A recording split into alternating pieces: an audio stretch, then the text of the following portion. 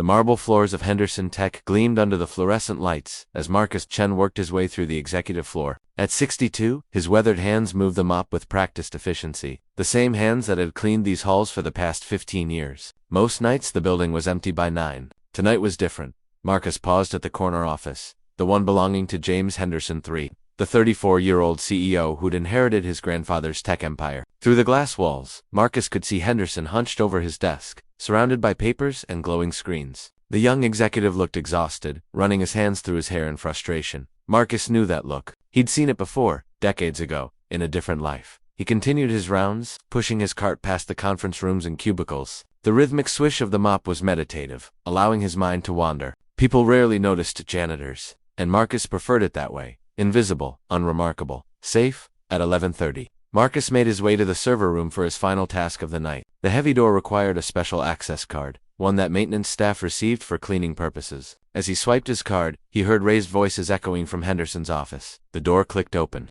and Marcus wheeled his cart inside. The server room was cooler than the rest of the building. Filled with rows of blinking machines that powered Henderson Tech's operations, Marcus began his routine, carefully dusting around the sensitive equipment. That's when he noticed it. One of the main servers was displaying an error code, its lights blinking in an irregular pattern. Marcus froze, staring at the sequence. His heart rate quickened as recognition dawned. This wasn't just any error. This was a cascading system failure, one that would propagate through the entire network within hours. By morning, Henderson Tech's entire infrastructure would be compromised. Marcus set down his mop, his mind racing. He shouldn't get involved. He'd made that promise to himself 15 years ago when he'd walked away from his old life. But as he stared at the failing server, he couldn't help himself. His fingers moved almost instinctively, pulling up the diagnostic interface. The login screen appeared, requesting credentials. Marcus hesitated for just a moment before his hands began typing, muscle memory taking over. The complex password bypassed the standard security, accessing deeper system protocols. "What the hell are you doing?" Marcus spun around to find James Henderson standing in the doorway, his eyes wide with shock and anger. The young CEO's face was flushed, his tie loosened, his expression a mixture of exhaustion and outrage.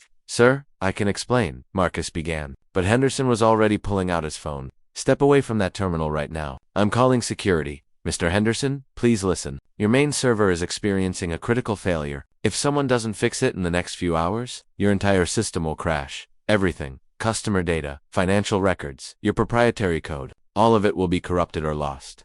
Henderson lowered his phone slightly, suspicion replacing some of the anger. And how would a janitor know that? Marcus took a deep breath. This was the moment he'd been avoiding for 15 years. "Because I used to be a systems architect. Before I started cleaning your floors, I was one of the best." The words hung in the air between them. Henderson's eyes narrowed,